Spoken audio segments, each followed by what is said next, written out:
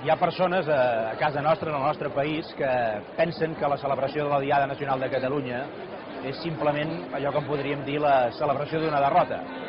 Jo crec que no, almenys per mi no és això. Per mi és celebrar allò que en podríem dir l'esperit de lluita de tot un poble i, a més l'esperit de superació, l'afany de superació, l'afany d'anar endavant, no? D'enfrontar-se a les dificultats, a les adversitats, als obstacles, encara que siguin molt alts, i a partir d'aquí, amb aquest esperit de lluita i amb aquest afany de superació, doncs simplement mirar endavant, que és el que ens anima molts a nivell de Catalunya. I per altra banda, doncs, la Diada Nacional del nostre país també ha de servir per recordar que aquest és un poble, és un país, és una nació, que el que vol és arribar a la seva plenitud en tots els sentits.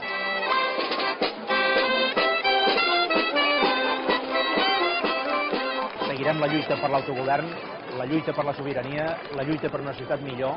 Això és el que ens anima molts, a molta gent catalanista, en un moment en què jo penso que precisament aquest catalanisme és el que ha de donar el do de pit, no?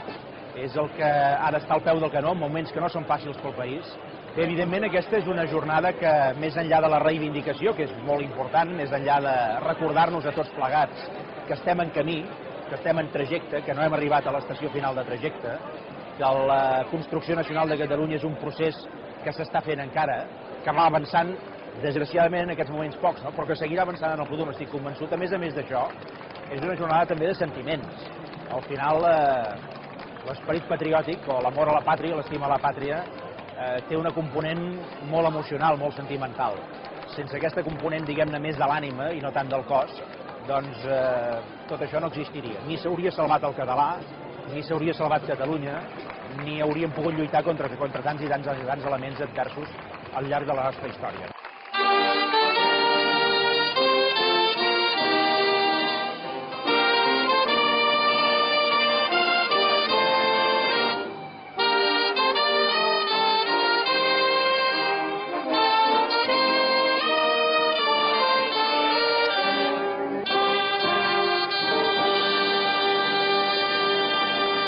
Aquesta component d'emoció, de sentiment, d'ànima, finalment, doncs és present, afortunadament, en molta gent del nostre país, i jo espero que això també ajudarà a revifar els ànims a casa nostra i intentar doncs, situar Catalunya allà on li correspon i podem situar Catalunya allà on la volem, no? Projectada al món, confiada en ella mateixa, il·lusionada en el seu futur,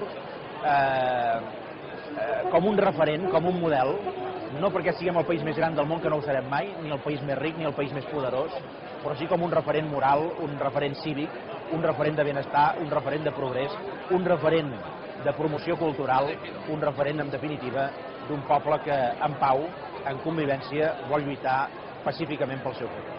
I sobretot, que els catalans ens tornem a sentir plenament orgullosos de ser catalans.